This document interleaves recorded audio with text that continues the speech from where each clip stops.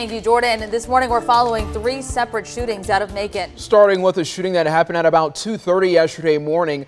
Deputies say someone shot a man while in his truck at the corner of Cohen and Smith Streets. Coroner Leon Jones says 42-year-old Stephen Brown of Macon died there. Bibb County investigators are still trying to figure out what led up to that shooting. The sheriff's office also confirmed a shooting between 2 homes in the 300 block of Greer Street. Someone found 40-year-old Lester Summers between 2 homes, shot multiple times. Coroner Luann Stone says it happened before 11 p.m. Saturday night. Another man was shot and taken to a local hospital where he's in stable condition.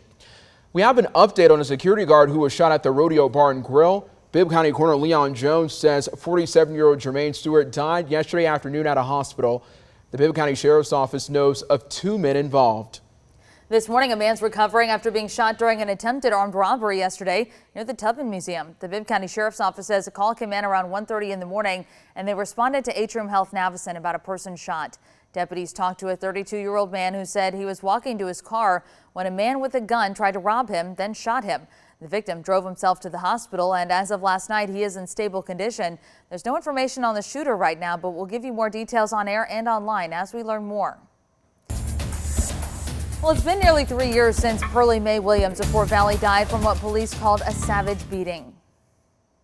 We talk about this every week, why it ain't been solved or anything.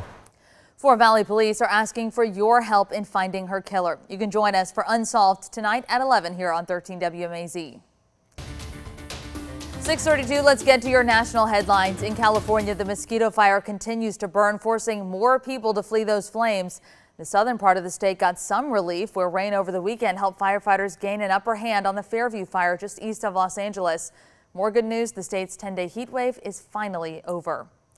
Meanwhile, Los Angeles police are looking for the person who shot someone at a carnival. This happened around 9 last night. One person died, and police had to shut down the small carnival while they investigated. Yesterday, the nation marked the 21st anniversary of the September 11th attacks. At the Pentagon, President Joe Biden paid tribute to the lives lost in one of the darkest days of our nation's history. In Shanksville, Pennsylvania, First Lady Jill Biden honored the memory of the brave passengers of United Flight 93 who fought to regain control of the airline before it could hit our nation's capital. And in news from across the state, the Atlanta Braves honored and remembered the 343 firefighters killed in those attacks. The team hosted a 9/11 memorial stair climb at Truist Park, where more than 300 Atlanta firefighters climbed 2,200 steps, many in their full gear. The climb symbolizing the 110 flights of stairs that New York City firefighters took to ascend the World Trade Center in their search and rescue efforts. It's 6:33 now. A former Atlanta Braves pitcher who retired to become a police officer died yesterday in a car accident on his way to a September 11th anniversary event in New York. Anthony Varavaro graduated from the Port Authority of New York and New Jersey Police Academy in 2016. He was married to his wife, Carrie, and they had 4 children. The 37-year-old played parts of 6 seasons in the majors, including 4 with Atlanta. The services for 2 Cobb County deputies shot and killed in the line of duty last Thursday have been announced. Jonathan Kalowski and Marshall Irvin Jr. were ambushed while serving a warrant at a home just outside of Marietta. Kalowski was a longtime deputy with the Cobb County Sheriff's Office, joining the agency in 2007. He was a U.S. Army veteran who served 3 tours in Iraq and Afghanistan. Irvin Jr. joined the Sheriff's Office back in 2012. The scheduled funeral arrangements for Deputy Kalowski will be Wednesday at North Star Church. The service starts at 12 p.m. in Kennesaw. And Deputy Marshall Irvin's funeral will be Thursday at 2 p.m. at West Ridge Church up in Dallas. Well, this morning, a missing teen that we told you about last seen at the Atlanta airport is now safe. The FBI says 17-year-old Emma Lennick walked into a local police department yesterday afternoon. The FBI has not released which police department that was, but the Bureau says she's been reunited with her father. 6:34 here on your Monday morning. In about 5 hours, probably a little bit less than that now, the Macon-Bibb County Fire Department will be having their topping out ceremony.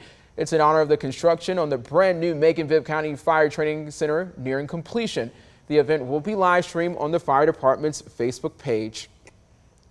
Today's plans for the new Otis Redding Center for the Arts is up for final approval. The original proposed plan for the center passed Macon Design Review Board last Thursday, and the Otis Redding Foundation broke ground. You see them there on the new center Friday.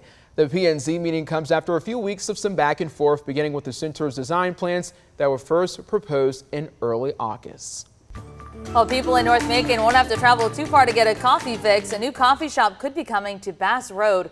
The Arizona-based coffee chain 7 Brew wants to build across from the McDonald's there. The coffee shop will be solely drive-through. Their proposal to Macon Bibb Planning and Zoning says they would be open from 5:30 a.m. to 10 p.m. Sundays through Thursdays and until 11 p.m. Fridays and Saturdays. You know we don't complain about more places to get a cup of coffee on this morning team. 6:36, although right now it's iced coffee is really about the only way you can go. Iced coffee with extra ice because it's just so humid outside. And, you know, we're thankful to not be seeing the 90s, but the 80s are still pretty warm. Yes. Yes, well, we'll have a little bit of a change in that as a cold front heads towards our way. It means drier air is on the way, which is honestly really good news. Allows us to cool off a bit overnight a lot more rapidly. But taking a live look now in Macon currently, you kind of see the sun starts to rise up. We got a big cloud out there in the distance.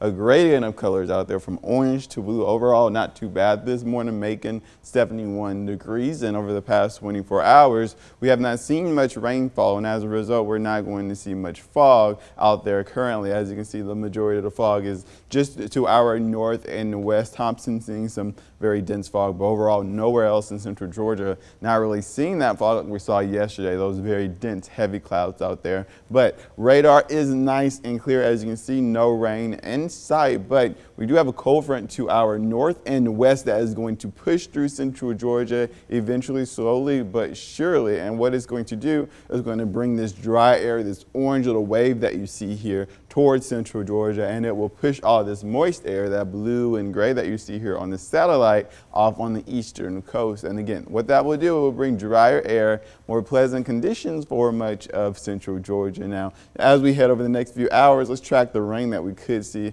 Some could be associated with this front. As you can see for now, as we head into 12 o'clock this afternoon, no rain in sight. Things start to change as we head to 3, 4, and even 5 o'clock on your way to pick up those kids from school. See little isolated storms here and there that could continue overnight, but by the time you're on your way to school in the morning, that's when those drier conditions are going to take place. No rain is expected tomorrow, Wednesday, or even Thursday, and probably not even Friday of this week. So that's that drier air in place, but it's not just the rain chances that's going to change because of this dry air. For starters, temperatures right now are in the 70s, as well as dew point temperatures, so really sticky, muggy, heavy atmosphere. But this cold front will move those dew points, or at least push all that mugginess off of the eastern coast, and will allow for dew point temperatures to be in the 50s. Well, what does that mean? It means it'll be very, very much more comfortable, not muggy, not humid, like we've been seeing over the past 4 to 5 months as we head from summer into fall, right? But as we head into the rest of the work week, we will start to become more muggy over time. Today, though, that high 84 degrees cold front moving in today, really generating those showers as well as the heat of the day. And tonight dropping to 63 degrees, less humid, drier even as we head into the overnight hours. Tomorrow, high 83 degrees. Comfortable and sunshine is the name of the game. Looking forward to it. We had a little small earthquake, 2.4 in Jasper County earlier. Nothing really to worry about. Most people did not feel it. Over the next 7 days, rain chances today, clear tomorrow, sunshine by Thursday.